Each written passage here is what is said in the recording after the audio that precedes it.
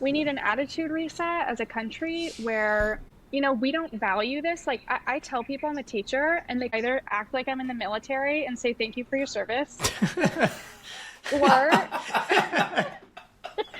or Thank you for they your kind of service. look at me like, oh, okay, you don't really have a real job. All the rest of us over here, we've got a real job. So we just have this attitude that education is just child's play. And so we can kind of do whatever we want with it. And that couldn't be farther from the truth. This is the most important piece of Yeah. who you are.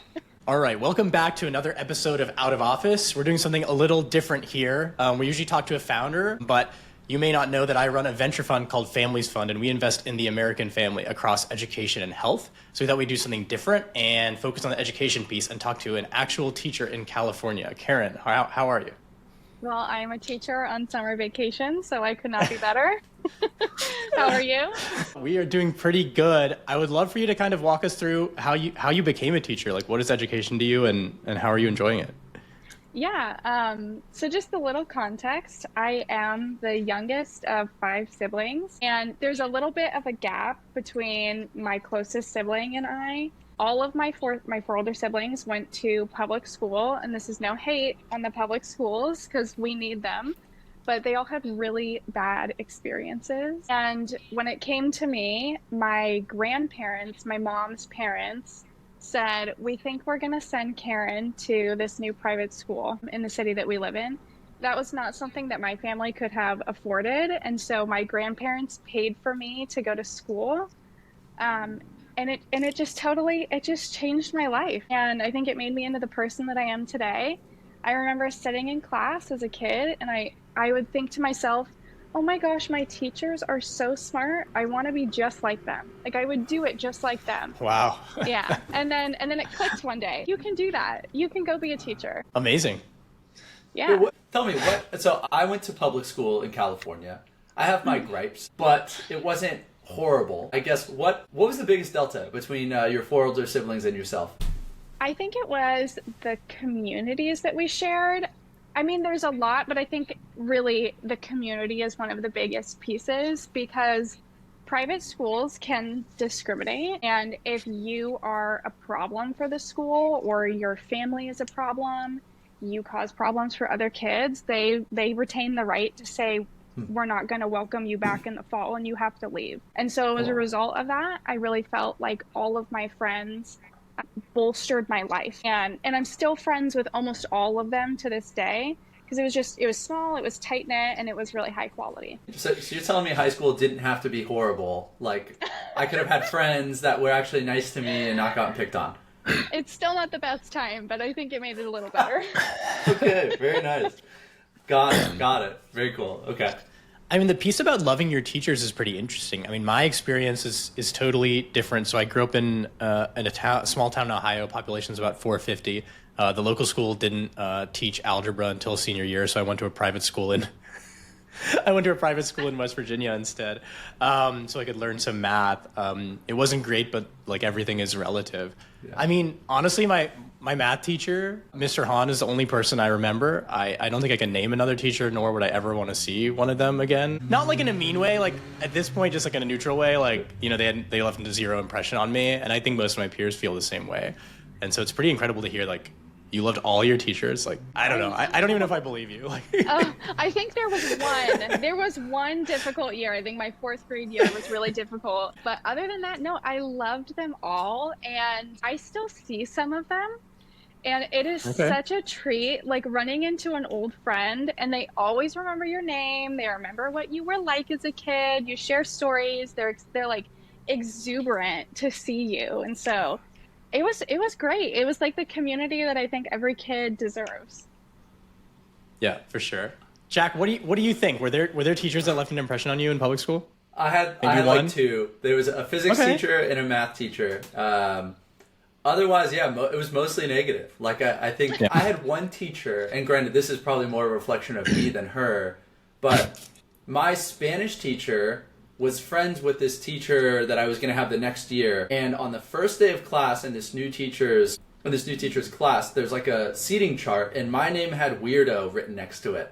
And I thought, I thought, okay, that sucks. And that was like not atypical. Like I got sent outside sometimes. I'm like a good person, but I got sent outside sometimes because I was rambunctious. Teachers didn't like me, like they were openly disrespectful, and it wasn't just me, but I remember that like pretty vividly. The teachers like clearly had favorites. If you weren't on that list, you were either a nobody or like even worse. So sad. That breaks my heart. Oh my gosh. Yeah. Yeah, I don't still think about that all the time. So yeah. You up at night? Yeah. It does. Chips on your shoulder are always useful as an adult. Yeah. Yes. That's your motivation. They're actually helping you.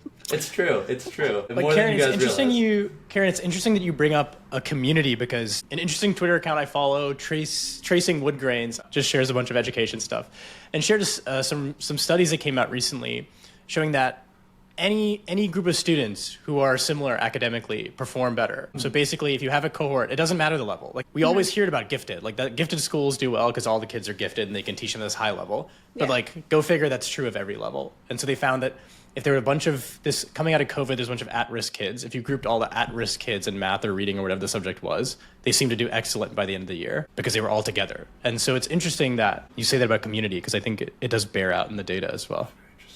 Yeah, totally. And especially if you're with people who are like you. Like imagine being in a situation where you're the student who struggles and you're in a group of students who excel.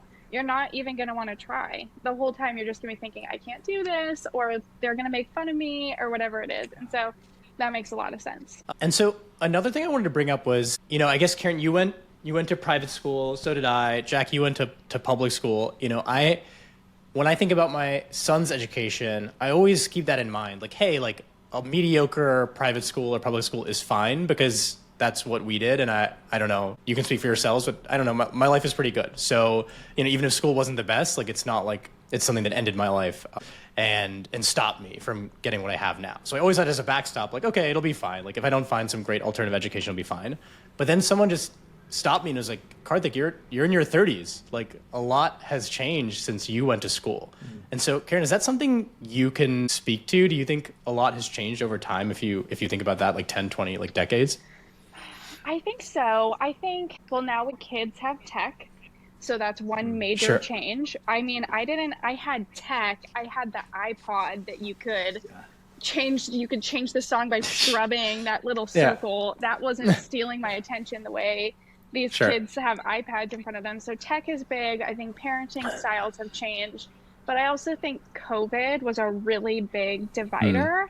And a lot of kids fell off academically during COVID, and they haven't been able to pick themselves back up. Something that I saw, this isn't something that I do now, but I used to do, because I teach at a private school, I used to do the entrance testing exam for the students. And what I noticed is that whatever point in school you were at, when COVID happened, you just stopped learning math right there. And so I would have students who were trying to come into 7th grade, and COVID happened when they were in the middle of 4th grade, and their grade equivalent, as it's called, would come back as 4.5, which means 4th grade, 5th month, right in the middle of 4th grade. It just stopped there, and they couldn't pick it back up. And so, yeah, I would say tech, parenting, and COVID have been really big changes for education. And how do you feel about, you mentioned iPads, but like phones in school. For the audience, can you kind of talk about the grades and like the ages you've taught so we can kind of center it around that? Yeah, certainly. I have spent the last 4.5 years teaching 3rd grade. And so just for people who've forgotten, in elementary school, when you're in 3rd grade, you're 8, you turn 9. And then this coming fall, I'm going to be teaching 5th grade. So they come in when they're 10, they turn 11. Okay. And I guess 8-year-olds don't have phones, right? Or just you would be sanity surprised. Check. Okay, yeah, you tell me. would be surprised. No, so some of them do. It wasn't a problem for me in class. It's not like, I think because my school was really strict, as a lot of private schools are, the phones in class was not an issue for me the way that would be for high schoolers or for middle schoolers. But the problem that I saw with my kids is that you can tell which students are at home just staring at a screen, because it's like their dopamine receptors are just completely fried in their brain. And learning, what I always say and what I truly believe is that learning is magical, and it is truly the closest we can get to magic. It should be very fun for kids, and it's an exciting discovery. And I've had kids before where I'm like, I could do a backflip in front of you right now, and you'd be like, I didn't like that. I'm bored. And so you can tell who doesn't have an attention span and who can't appreciate things that are exciting anymore because they're too overstimulated at home. Have you been doing this long enough where you've seen the switch? Like, I know kids are getting phones earlier. TikTok is becoming more popular by the year. Was there a time in your career where kids were a little more tuned in? Like, is COVID the real divider, or is it smartphones? Well, that is a good question. I think, I started student teaching during the COVID pandemic. And that's also part of why I teach at a private school, because you have to get a student teaching assignment, and all of the public schools weren't accepting student teachers at the time. Oh. So I got one at a private school, and those kids were fine. What I will say though is COVID it impacted you differently depending on how old you were. And so if you are, like, I had a class 2 years ago that they missed almost all of first grade because of COVID. And I could never, ever, ever get those kids to read. I retaught them over and over and over and over again, and they could not figure out how to read. They were fine in every other way. And then the class after them missed kindergarten and first grade. And so when you're learning how to be in school, and they could read, they were okay on reading, but they couldn't, they didn't know how to behave in a classroom. Yeah. And from what I've heard, they've just continued like that. And so it's almost like they're getting frozen at these different developmental points and not being able to move forward. Very interesting. And I'm not sure if you can speak to this, but do you think there's a difference between the kids that experienced kind of COVID coming out of it and dealing with devices across like private school, public school, maybe even homeschoolers? Like, I don't know what all kinds of kids you've met and if you can compare it all. Yeah, I don't know if that one is so dependent on the type of school that you go to as much as it is your parents. And so I see. Yeah. I think we have a generation of parents right now who have been sold this idea that iPad is going to quiet your kid down. And that's not to say, parenting is extremely difficult. Parenting is extremely difficult. Kids, I'll say this, kids are annoying sometimes. Sometimes you just need peace and quiet. You're overstimulated yourself, and you're just a person. And so you're like, I'm going to give them this iPad because I'm about to lose my mind. And that's completely real. But we have been sold an idea that this is safer than it really is. And so it just depends if your parents let you stare at a screen all the time. And that's going to be on a case-by-case basis. I see. Do you think that it's interesting? I mean, I see this in the wild all the time, and it makes me sad, I guess, when I see it, but I try not to be too judgmental. I mean, my son is only a year and a half, but he's crazy. Like, he's running around, just doing stuff all the time. Yeah. And I mean, he's watched a little TV, like he likes Thomas the Tank Engine. I kind of on purpose never showed him anything on my phone. Like, he's not aware that my phone can play videos. Like, he only thinks the TV can do it. So it's like, at least a return to our childhood, if not, because I think like going full caveman is stupid. Like, computers had a fundamental part of my childhood. Like, without them, I would not be here. So that's what I've kind of tried to do, but I see it in public all the time, and I get it. Like, I don't do it, but I do get it. Like, I'll see parents and they have a phone and they're just playing a video so they can enjoy lunch or something. Yeah. But at the same time, I don't know. It's still, while I can empathize, it still makes me sad. Like, it's just a literal pacifier that works on children and adults alike. You know? What's unfortunate, though, is if you introduce that too young, we're thinking that you're causing permanent structural change to their brains. I don't know if you're familiar with the work of Jonathan Haidt, but I'm like a cult follower. Yep. And he talks about how, not all screens are equal. It's okay to watch like a 90-minute movie that exists in a moral universe. Like, I played so many video games as a kid. Like, I was in front of the screen playing Zelda like all Saturday. And I don't think that's not damaging because it's slower paced. There's goals to meet. There's strategy involved. So like video games, TV, long form, screen time, like movies, I don't think there's anything wrong with that. What's bad is when we have these quick videos that are unrelated to one another that are overstimulated. And I'm curious, the divide between boys and girls. So I know for me, like, I was a gifted kid, but school was always impossible because I couldn't sit still. Like, it was impossible for the full 12 years.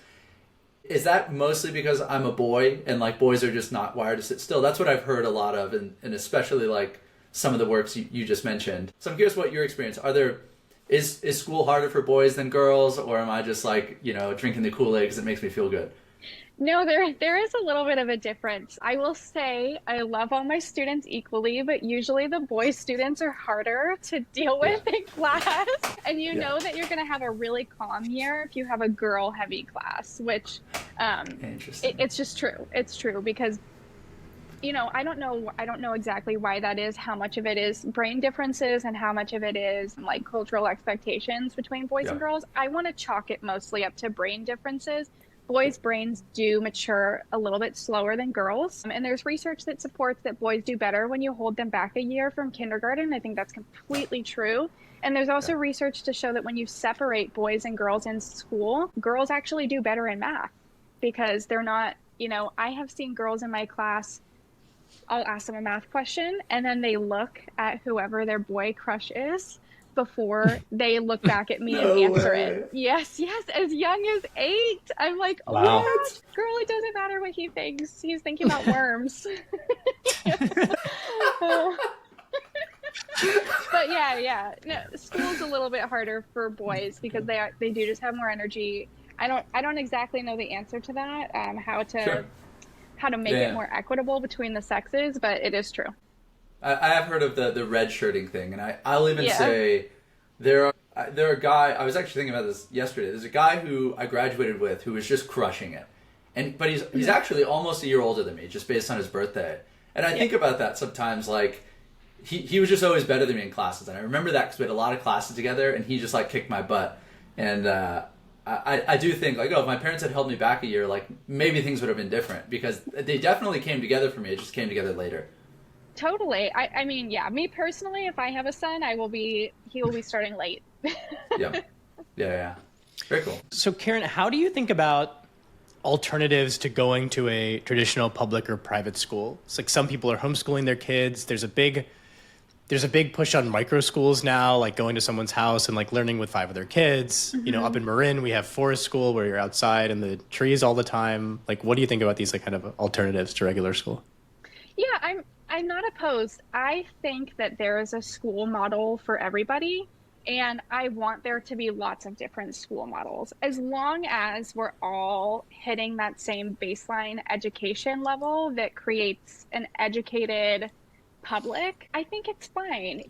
Like I think about one of my older brothers, he would have done really well in a Montessori school where he could just follow his interests more and maybe, like learn math through woodworking or working on cars or whatever. I went to the school that I went to was a classical school. So it was really structured, big emphasis on like great books like the Aeneid, the Iliad, etc. Emphasis on character education, highly organized. That was like perfect for me. I think I would have really failed in any other scenario.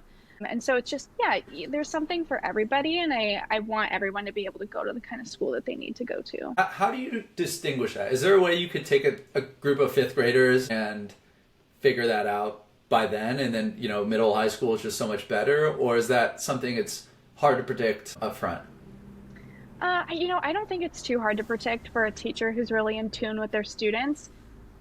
You're going to get a teacher. I mean, the smaller the class size, the more in tune the teacher is going to be with every student and like their personality, their interests, their strengths and their weaknesses. I think that certainly by 5th grade, we would be able to kind of decide which path you should take. And I think that it's probably just statistical that the majority of people are going to do well in a quote unquote normal school.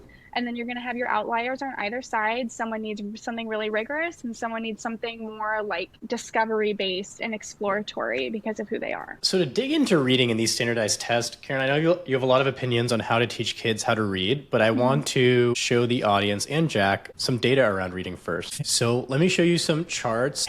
Okay, so here's some data from the NAEP around 4th grade reading scores. We're doing exactly as good as we were doing in 1992, and the trend downward started well before COVID. So this is kind of a scary thing where parents look at public school, and so this is all public school data that doesn't count anything else, and are worried and like just want new answers. That's why I brought up homeschooling and all these other alternatives, even if they may not be ideal in some scenarios or hard for different families to do. When you see this, you're just like, I'm not going to send my kid to public school. And about 20 years ago, I think it was 1 in 40, 1 in 60 kids were homeschooled, and now the number is 1 in 15. And so if we don't improve these scores, will anyone attend public school? Since we're all in California right now, this compares those same scores across states. And so when I shared this with other families in California, this was like jarring information. So this is comparing, if you look all the way to the left, Louisiana to California. So a bunch cheaper. The dollar number is per student. So it's $12,000 in Louisiana and $17,000 spent per student in California. I think it makes sense. California is a lot more expensive. I don't think that's that crazy. But the reading scores are higher. And so when people picture Louisiana, maybe you should stop picturing what you're picturing, because the kids are more literate than the kids in California. It's like Wakanda over there. It's amazing. So, I mean, it's pretty jarring. I mean, obviously these are all red states. It's not even a political thing. So the next chart, like, these are all blue states. I mean, California's getting crushed left and right. Like, it really doesn't matter. I mean, these states are spending more, so this is hard to read, but Massachusetts is spending $24,000. They're doing really well too. And they're doing about similar to Louisiana.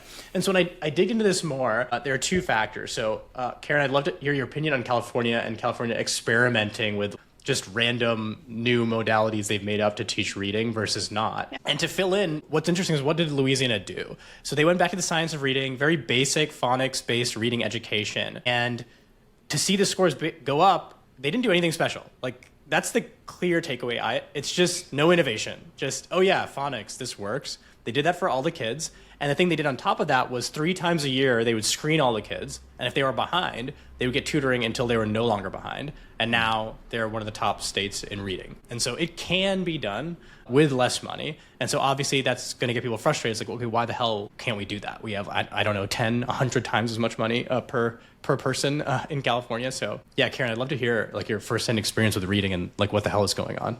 Yeah, I have so much to say. So just buckle in for this one. Here we go. First of all, when you look at that chart, you're really thinking like, is the California privilege real, or are we all stupid actually? No one can read. Yeah. So, okay, so you brought up the science of reading. Unfortunately, one of the things that has held us back from implementing that heavily in California is that it's become politicized. I don't know how, I don't know why, but when you talk about phonics-based instruction, what people imagine is a teacher at the front of a classroom talking directly to the students. That's called direct instruction or explicit instruction, when you're telling someone exactly how to do something. And you imagine all the kids in rows, and you're thinking all those kids are just bored out of their mind, and they're in this pseudo prison that we're calling school. And it turns out that people who are politically on the right think that's really good, we should do that. And people who are politically on the left feel negative feelings about that kind of classroom model. That's unfortunate, because reading is not a political issue. It's a human right. And it is true that the science, methodologies based on the science of reading produce readers, not people who are faking reading. So I'll tell you a little bit about how we kind of went astray in reading. And I want to talk a little bit about teacher education as well, because I think that that's one of the pieces of this puzzle that needs to be kind of dissected a little bit. A few decades ago, I'm not great at dates, but a few decades ago, there was this new style of reading that came in called balanced literacy, which has a great name to it. And right, when you hear that and you're like, yeah, balance it. That sounds good. Yeah. Was it unbalanced? Okay. So balanced literacy, and that's based on this idea called cueing, which was made really popular by this New Zealand researcher named Mari Clay. And then we had a bunch of publishers in the United States who picked it up.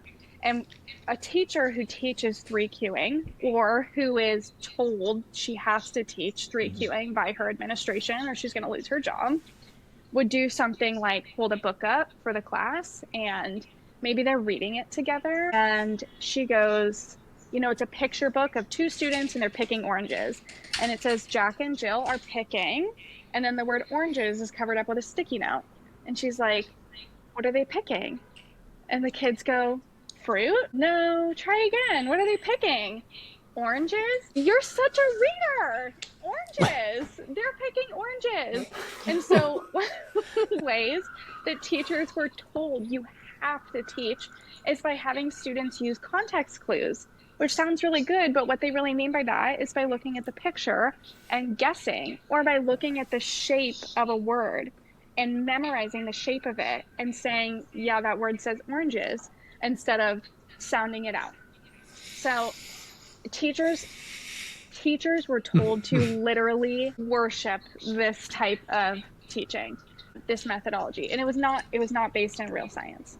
So we end up with a bunch of illiterate kids. They're making progress in school, but not really. They don't know how to sound out any words. They don't know anything about syllables, etc. In comes phonics. Phonics is based on the science of reading.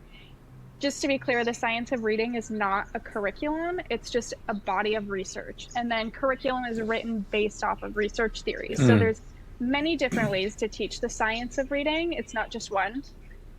Phonics just says, yeah, we're going to teach kids explicitly what every letter says and what groups of letters say and how to break apart words.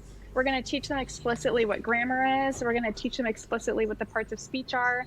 And they're going to be fluent readers. And that works. People think, as adults, we think, this is so boring. But have you forgotten that for kids, the first time that they read, it's like magic to them?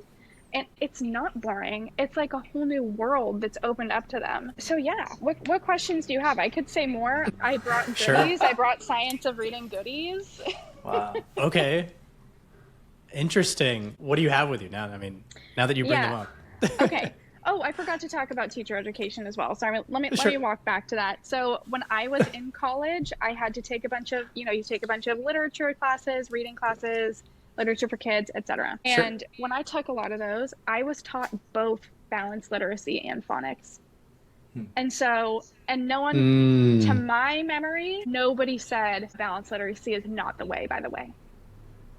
And that was a mistake that we made. Nobody said that. They were both brought to the table as options for how to teach reading. And so when I became a teacher, despite loving reading myself, I hated teaching it because I didn't feel like I knew what I was doing, and it became my least favorite thing. And what I liked teaching, which I hate as a student, is math, because it was sequential and foundational and built on itself. But it turns out that reading is the exact same way. And so this year, I got myself trained in the science of reading through, just shameless plug, through this institute called the Institute of Multisensory Education. They offer classes for $1,500. So you don't have to be a teacher to take it. You can go onto their website and you can go take it yourself. If you have kids, like, I would take it even if I wasn't a teacher, just because I want to know how to teach my own kids to read. And they have parent resources on their website too, so you don't have to go through the whole thing. And it is a structured literacy program based in the science of reading that is multisensory. And what we know about kids is that between 11 and 16 is when their ability to abstractly think comes in. And so reading is a bit abstract. And when you can make that tactile for kids, they learn much better. And so I brought a couple of things, not all of it, because it's a lot that they give you. Sure. But this is a good example of what kids in kindergarten, first and second grade would see learning foundational reading skills. Those are the years where you're supposed to learn how to read. These are all of the sounds in the English language. And they're on flashcards, and you show them to the kids, and they go, let me find a good one. You hold it up, and they go, and you go, yep, and you're reviewing it with them. When you're teaching them a new one, you say, C says, and they're writing it with their finger in sand. They're going, C says, spell, and they're all going, like, spelling it in the sand like that. You can do that with groups of letters, etc. And there's also, this is for the little kids because they've really got to touch stuff. We have a lot of strange spellings in English, and this institute calls them red words, meaning that they don't follow the rules you think they would follow. Yep. When you're learning a red word, something that you have is this flexible plastic screen. You have the kids put their paper on top of this and then write the word with a crayon. Then the crayon is textured on their paper. And so they're feeling the texture while they're writing it. They're feeling the texture of the crayon that they've written with their finger. And then you have them spell it on their arm in a way that crosses the midline of their body. So both hemispheres of their brain are talking to one another at the same time. Let's say our red word is like said. That's a really hard one because it makes the E sound, but it's AI. Yeah. So they go SAID, said. And they do that with their teacher a number of times. And what it does is it gets really deep in their brain. When you get to be one of the older kids, you're not learning necessarily how to read anymore. What you're learning is how to change and manipulate words, and that's something called morphology. And so that's adding prefixes and suffixes to words to change their meaning. So there's all the English morphemes, Greek and Latin bases in this card pack that teaches them how to change and manipulate words, and then also the bases of the English language, because English is based on Anglo-Saxon language, Latin, and Greek. So we kind of need to know 3 languages to be proficient English speakers, readers, and writers. And so same thing, you go through them with these, and you have a multi-sensory experience where they're writing it, they're touching it, they're saying it. And what happens is they become very proficient readers. I see. And to be clear, you mean kids not in California public school are learning this way? This takes hold in California, especially because we have so many kids who need really targeted literacy instruction we have a really high immigration population. So kids are coming to California all the time who don't speak English, Sure. And you've really, really got to hone in on those kids or they're going to be left behind. And how early are you teaching kids how to read? Or do we teach kids how to read? That's a great question too.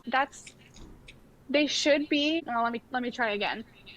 Learning how to read is actually something that begins when children are still in the womb, because they can hear you talking. Unless you are training your ear to learn a language, you're not going to be able to proficiently read it. This is why when you hear someone speaking a language that you don't know, it all just sounds like one long word to you and you don't know where to separate it. That's because your ear is not trained to that language. So ear training starts before children are even born. And this is why people recommend that you should narrate everything you do to kids or read to them all the time, even if they don't totally know what you're saying, because you're training their ear. Now, when it comes to when they're actually able to read, 5, 6, 7 is about the range, but even up to 9 can be normal.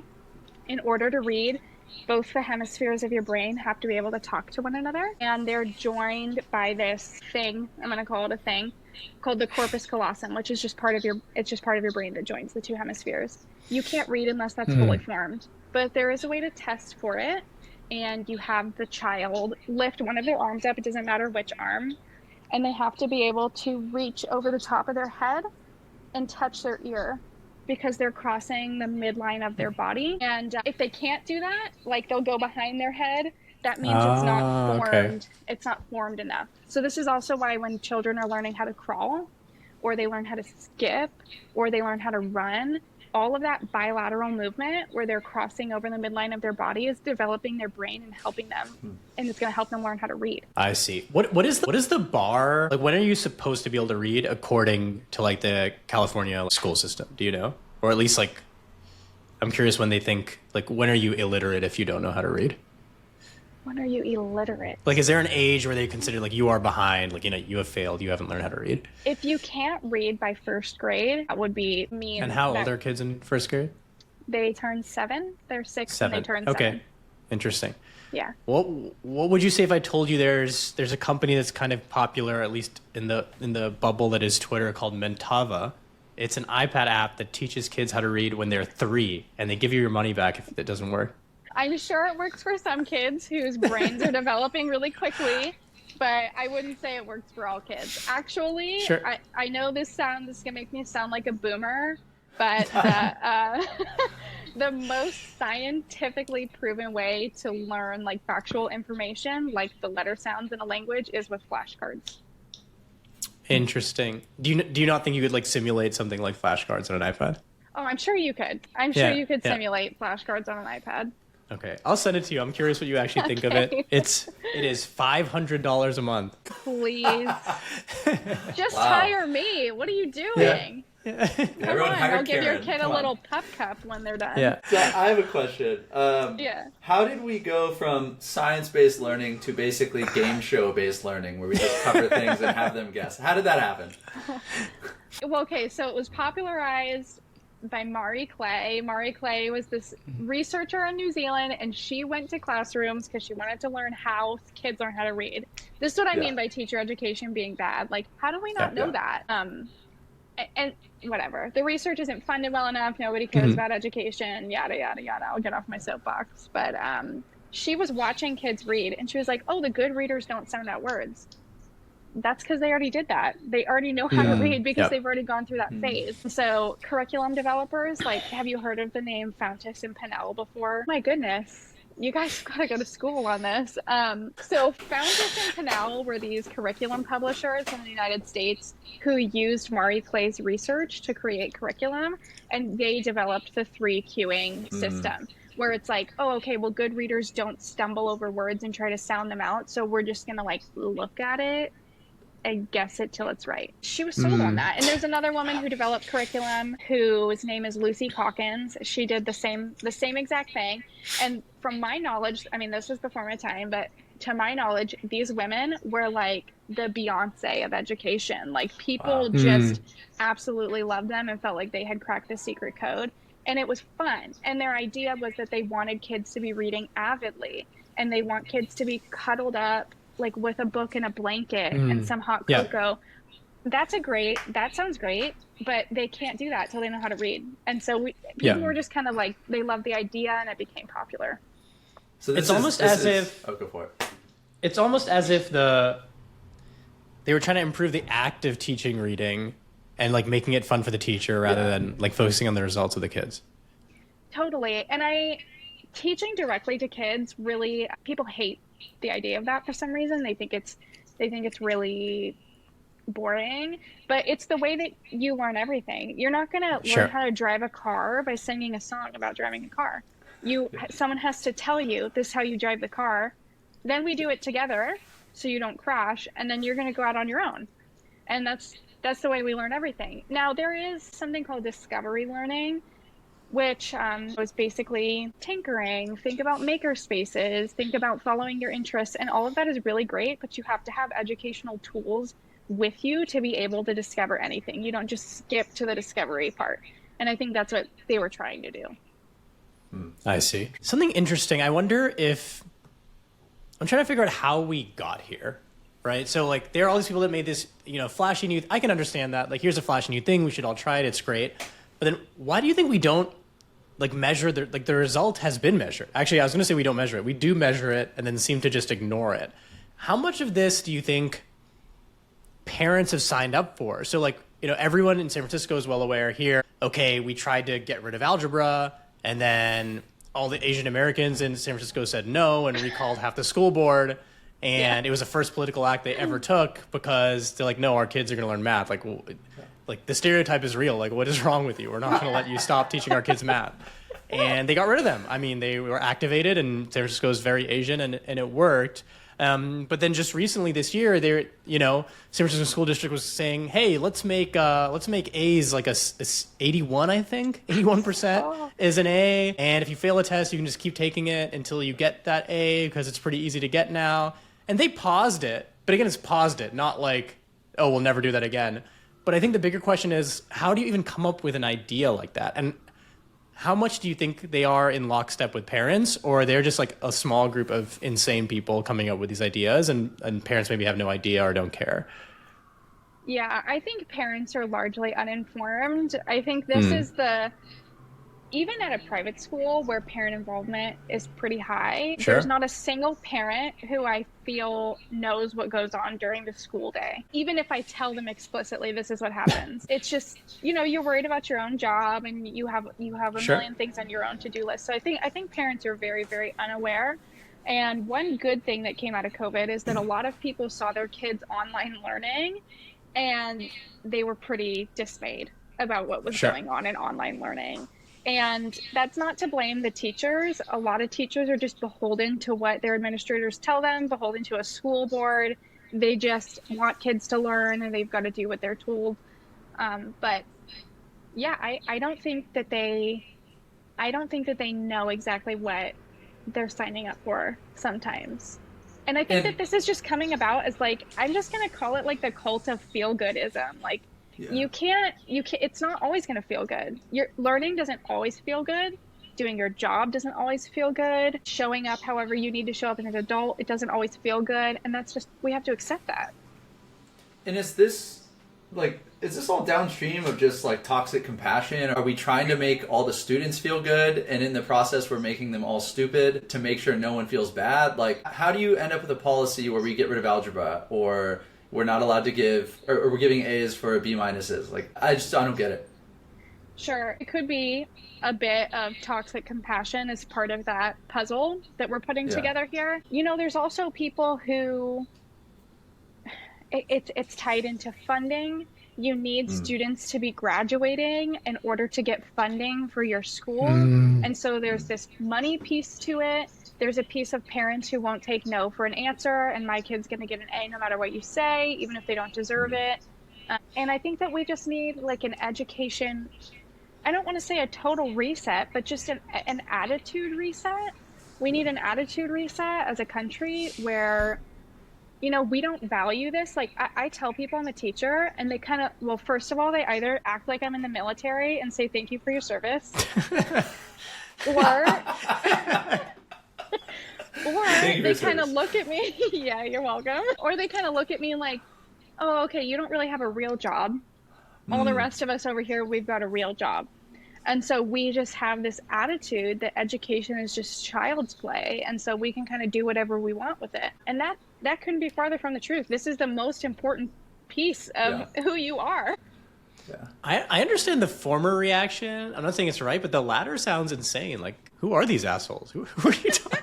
They are among us. Yeah. Yeah. Oh, wow. Sometimes I've been called a babysitter before. I'm not babysitting your kid. Absolutely. Here, let me play devil's advocate. I will steel man All right, here we go. The bad people out there. I know I have probably 5 or 6 friends that are teachers. I'll count you in that group. So I think 2 of the 6 teachers I know love the job. They should be teachers. They care about it. I feel like 4 of them tried to be business people, and then they failed and they got a teaching credential. And like, they're very political. Like, I follow them on Instagram. Are they in private or public school, Jack? They're public school teachers. And they're like, I'm not going to call them bad people, but they're not people I would want my kids listening to. And I don't think they care. I think teaching to them was like a plan B, just, okay, like I can just become a teacher kind of thing. And like, when I think of teachers, I think of both categories. And depending on like who I'm talking to, my brain sifts, sort of sorts the teacher into one of those buckets. So that's like my perspective on it. And that's also who I think those low quality teachers are, the ones pushing these bad curriculums. Maybe. I don't know. Do you have any thoughts, Karen? Yeah, I mean, there are going to be good teachers and bad teachers. Just having the title of teacher doesn't make you like this saint who can't be criticized. Yeah. There are, I just like to say, there are just idiots everywhere. They're in every profession, and they abound, and I can't control that. I've known some teachers where I thought, what are you doing being a teacher? Yeah. Like, you really don't care about this. But that's also because the entrance to be a teacher is probably too easy. It's probably too easy to become a teacher. But if you're going to make it harder, you have to pay teachers more. You have to support them more. Some people they're very excited to be a teacher at the beginning of their career, and then they become really burnt out. It is a really taxing job. Like, it's hard in elementary, it's hard to wrangle a classroom of 8 and 9-year-olds, teach them 6 subjects, and plan, prep, grade for all of those, deal with their parents who can either be, your advocate or your worst enemy. Yeah. And then sometimes in the middle of the day, they'll just come up to your desk and they're poking you, they're saying your name 150 times, or they'll be like, I can't see my dad because he does pills. And you're like, I am so tired. Oh, no. I'm so tired. Yeah. Oh, my gosh. And so if you're going to Wow. make it harder, make the pay better. And you have Yeah. to, I think it's wrong for the human nervous system to be in a room with 25 kids. I think we need more than one adult in there. I agree with that. No, especially seeing the numbers, 17,000 per kid in California, I think it was. 2 teachers does make sense. And when I think about what you do every day, it is nothing short of amazing. Like, I couldn't do that. I literally could not. Maybe I could teach like high school math, but I could not teach. I couldn't even teach middle school. Like, I was a middle schooler. That's the worst time. We teach all the kids sex ed in 5th grade, and then we just unleash them on 6th grade. Like, if you're a 6th grade teacher, that is a raw deal. Yeah. No, I don't think I'd touch middle school either, to be fair. So as we talk about like the student to teacher ratio problem and scaling, like how do you scale up good education? Of course, I brought up micro schools earlier, this idea that like, if you're going to homeschool your kid, there might be some problems with it, and you're just going to be home anyways. Why don't you homeschool 7 kids? And now you have a school. Of course, you need to question like some kind of track record. Like, are you using phonics? Are you actually teaching math? But I think those are things you could easily measure, especially for younger kids. And so that's one interesting model. You could make enough money doing it, and you'd have a really good ratio of 1 to 7 for every class. Totally. Other things and founders that I meet are they're using AI and they're building software-based tutors to like kind of scale up education. I think there are obviously pros and cons with that. I think before I color the conversation, what are your opinions or what is your experience with like software-assisted education or tutoring? Yeah, a couple things. I'm not anti-tech in classrooms. I use it Sure. extremely sparingly, though. Yeah. I noticed, I have like a TV in my classroom that I can mirror things to, almost like how people used to use a projector. Sure. But I've noticed that days where I use that, their behavior is worse. And I'm like, what's this screen doing to you? Why are you crazy? And so I've just gone back totally to a whiteboard, and I like it so much more. And kids really quickly also learn how to abuse technology. And so I used to, at the end of 3rd grade, they're ready to kind of start doing novel studies. And we would read, and I had these Kindles in my classroom for research and an online library, like access to an online library. And they were looking up like the plot and the vocab words on the Kindles. I had to put them in tech jail. I was like, I see you doing that. Like, I can see you right now. So that's hard. Is it just one kid who figured that out and then he just poisons the class? Like, how did... Totally. Yeah. That's it's funny. always one. It's always one. Yeah. And I think, I'm not on AI. I'm not anti-AI. So sometimes I want my students to do a really specific assignment that's not in my curriculum. And so I got to generate that myself. And so there's not a lot of time in the school day. I have like, I'm lucky, by the way, with how much prep time I have. I'm fortunate that I get 30 minutes in the morning and 30 minutes in the afternoon to do all my planning, prepping, and grading. That is an extremely fortunate teacher situation. Most people are getting none of that. Interesting. Yeah. And so I will just use ChatGPT to write something for me, and then I'll proofread it because I'm like, I can't write a children's story right now. Like, I don't have the juices. But what I am scared about with AI is when we have this idea that AI is going to save the world and it can replace teachers, I fear 2 things. We, number one, are underestimating the impact of learning from other humans, because all day my students are looking at me to see how I would react to a situation. If their friend does something mean to them while they're playing, they're looking at me immediately like, did you see that? And do you see that I was kind of the victim of like, this person colored on my paper and I didn't want them to, or whatever? Are you seeing it? Are you going to react, and are you going to stop it? They're looking for my human reaction. They're looking for my reaction, my facial expressions when I read. That's part of reading. Like, you can't just say Jimmy felt sad. It's Jimmy felt sad, and they're learning how to be in tune with their own emotions and other people's emotions, and it's also one of the purposes of schools that it's a safe place, and the adults in that school are safe for children. And so when they do come up to you and say something like, I don't want to see my dad because he does pills, like, that's something that a mandated reporter has to handle, and it's something that they're looking for human compassion on. Number 2 is that I fear that we do recognize the power of a human being in a classroom, but that we're going to give the crappy schools that no one wants to work in the AI teacher, and then the wealthy kids are going to have the human teacher. Yep. It's interesting you say that. I feel like that might just be what happens. Only if you can't. I mean, look, if you can't, one thing you can't scale is like human beings, right? If there's only so many good teachers, of course, there's a teacher education piece. Maybe we'll have a revolution in teacher education that makes every teacher a good teacher. And then, everything I'm about to say will be false. And that would be great. That'd be a great outcome if that's possible. But if you think about it, if you're trying to lower the ratio as much as possible, let's say you wanted just a personal tutor for every kid.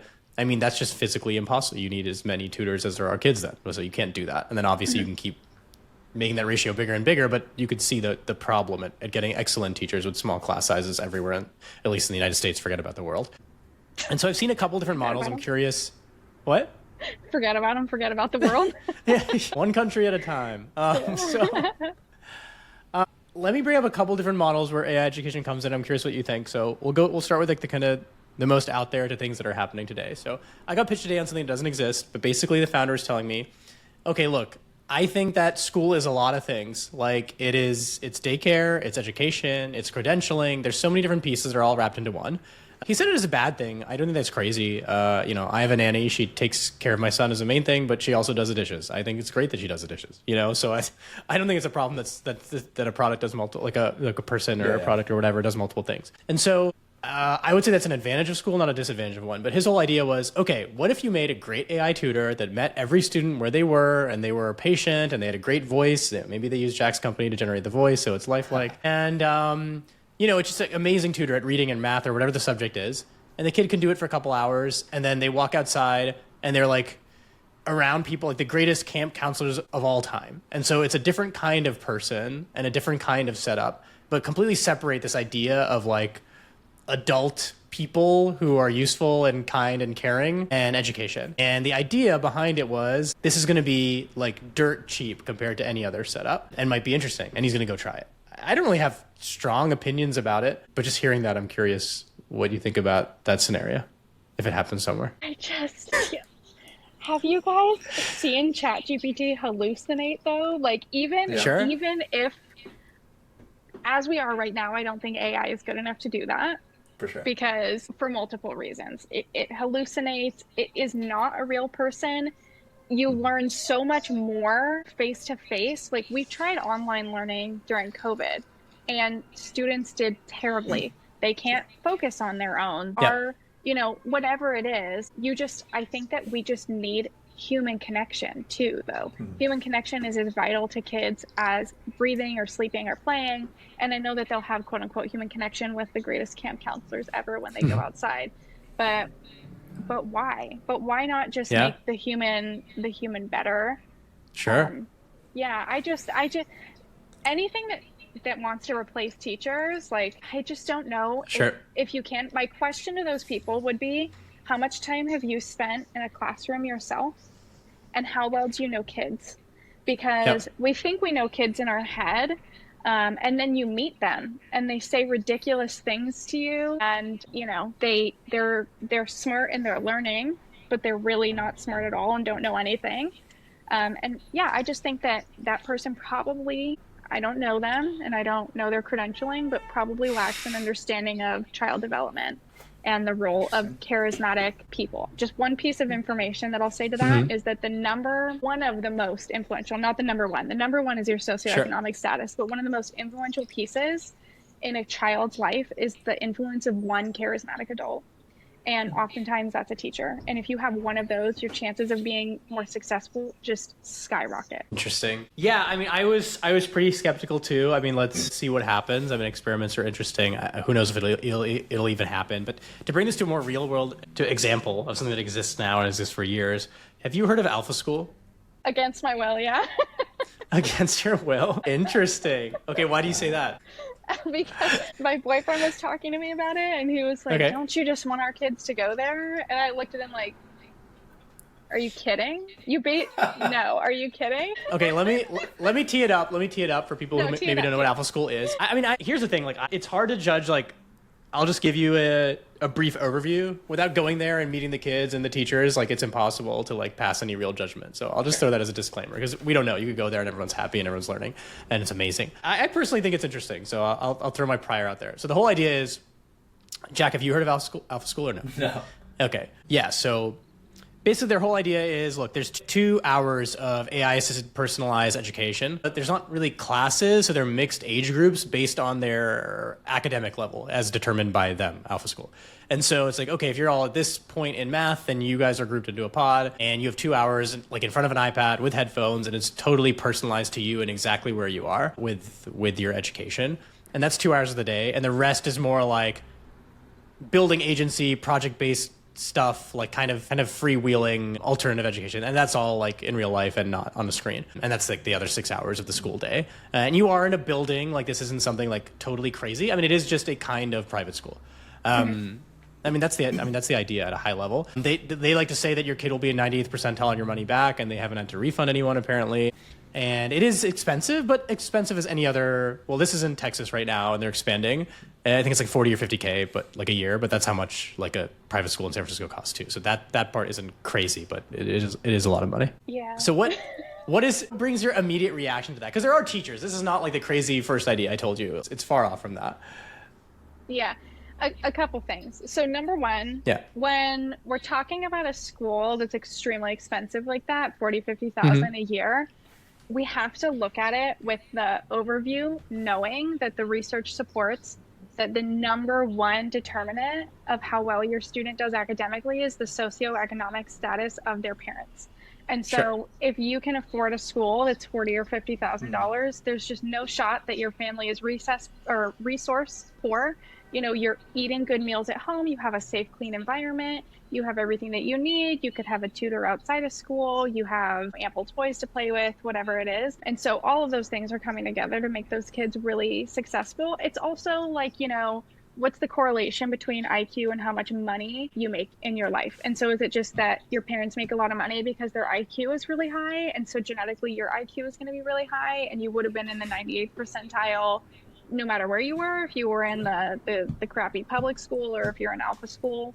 So there's some questions there, like what came first, chicken or the egg? Number two is that I'm not anti-AI. I do think that it's important for older kids to know how to interact with it, because it is here to stay. And I think that that's obvious, but it's also an extremely, extremely powerful tool. This is like, we don't want to jump the gun on this, kind of like the people who are putting iPads in front of their kids before we knew anything about iPads in front of kids.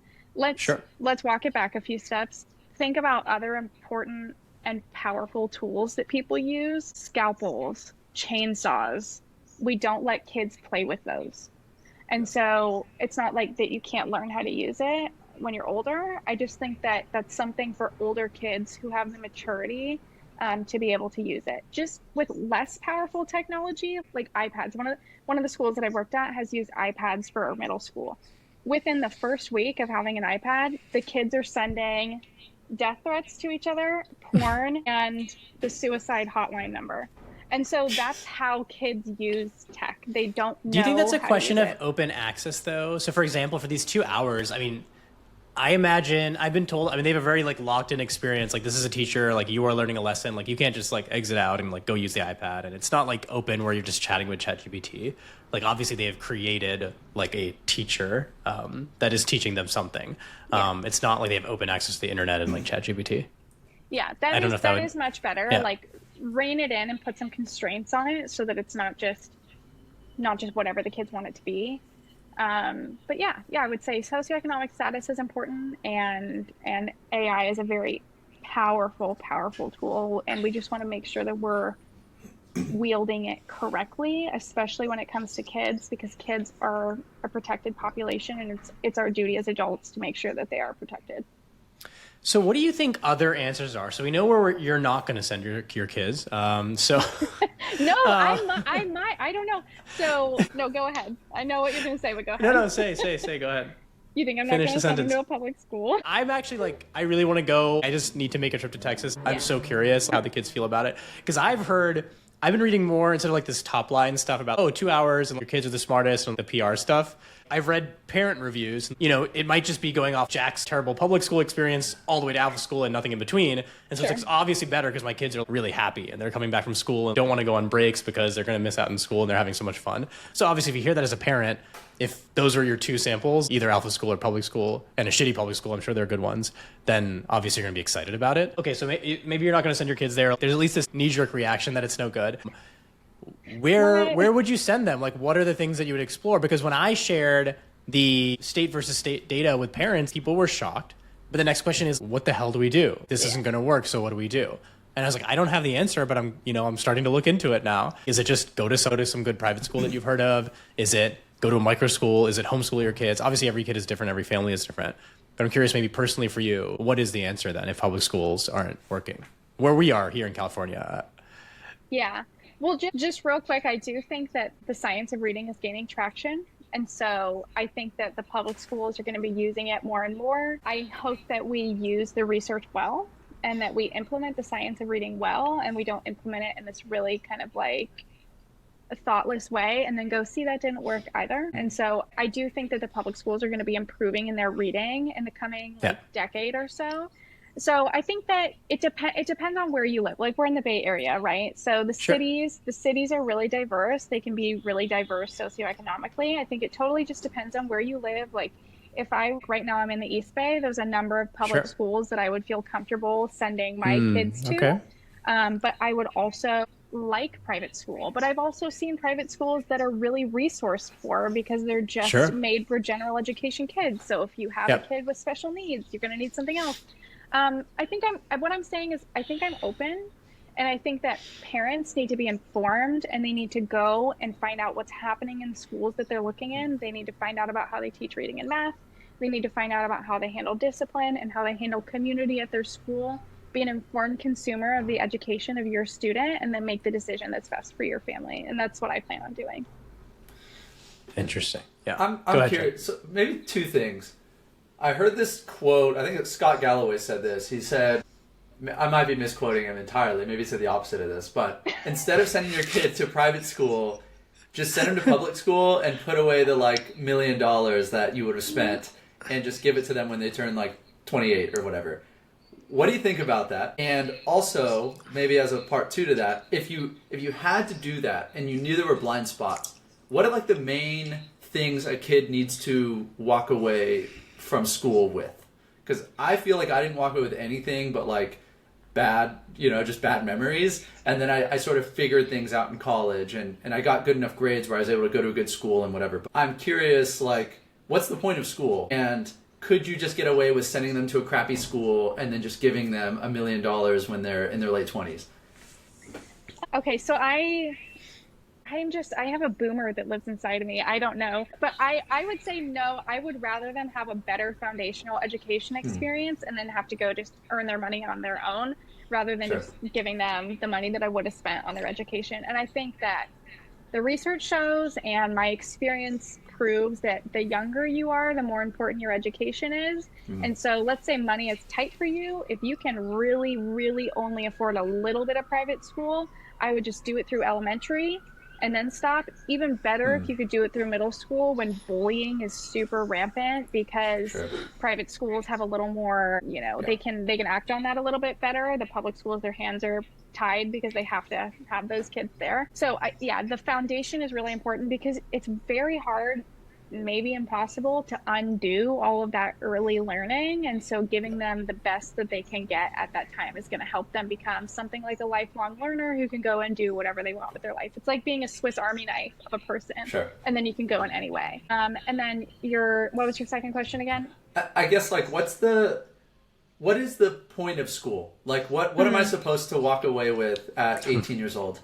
Yeah, I would say the point of school is a general liberal arts education. So literacy, basic numeracy, a very basic understanding of science, but you're not a scientist, a very basic understanding of history, but you're not a historian. Maybe you've taken an econ class that had 2 weeks of personal finance. Again, it's kind of back to that Swiss Army knife idea of you've been exposed to a lot of this, you're really good at reading and really good at comprehending and responding either in written or spoken language, and you're really good at basic numeracy skills, so you can kind of go anywhere. I see. Okay. That makes sense. Interesting. Yeah. No, I mean, I was going to say like another ice cold take from Scott Galloway. I mean, that idiot thought Macy's going to be worth more than Amazon. I mean, if you're going to like, I mean, school is most of your life. It's just like a job. You know, people say, hey, like you better pick your job wisely because it's most of your life, like your living hours. So school is the same way. So if you think the school you're going to is terrible, like saving the money is like the education's gonna be worth more than $1 million, firstly. And secondly, I met a student recently who she really loved her schooling. Like she's in college now and she's like, yeah, I went to public school and it was great and everything was fine. But really what made me like someone who could start a company like at such a young age was my parents did all this stuff outside of school. And I hear that story a lot. And what I realized is like, don't we realize the problem? Like what a fucking waste of those hours during the day then. Yeah. Like if all of it was useless and then your parents did like 2 things outside of it, 2 hours of stuff outside of it, then like all you needed was those 2 hours, or maybe you needed 3 hours. But I don't know, it's something I question a lot because I think with my kids, if I need to go just find a great private school, like somewhere where Karen's teaching, and if it's in San Francisco and it's $40,000, $50,000 a year times 2, then it's going to be $100,000. I kind of want to start working backwards. It's like, okay, if the bar is $100,000, like that's a lot of money. Like, can I just hire like the greatest tutor or tutors on earth and just like invent some new school on my own? I mean, if you're going to spend that much money, it feels like it's possible.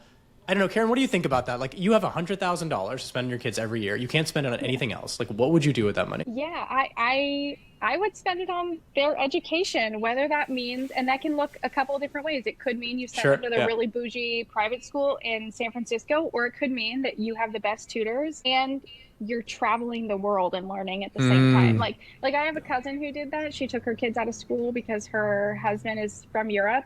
And so she was like, I'm just going to be homeschooling because half the year we want to live in Europe. That's its own type of education too. And so, yeah, whatever works for your family, just the kids are getting educated. They're learning through multiple different avenues, whether you want to do that at the private school or you want to do that at your kitchen table with someone who's the best tutor around. That's your prerogative. And I think either of those is good. Okay. And, you know, we at least I see a lot of alternative education, like more on this homeschooling side and microschooling side. And we talked about some of the negatives of normal school. What are the brightest spots? What are the best parts of like normal schoolhouse, classroom, teachers? Like what are the best parts of that experience that you think we lose if we take it all away? If we take it all away? Yeah, like either you're traveling, like you said, like these parents. Obviously, it's a compromise. So that was probably great for them, but may not be great for someone else. But I'm thinking of like, what are the negatives? Like, what are they losing from not being in this kind of more traditional experience?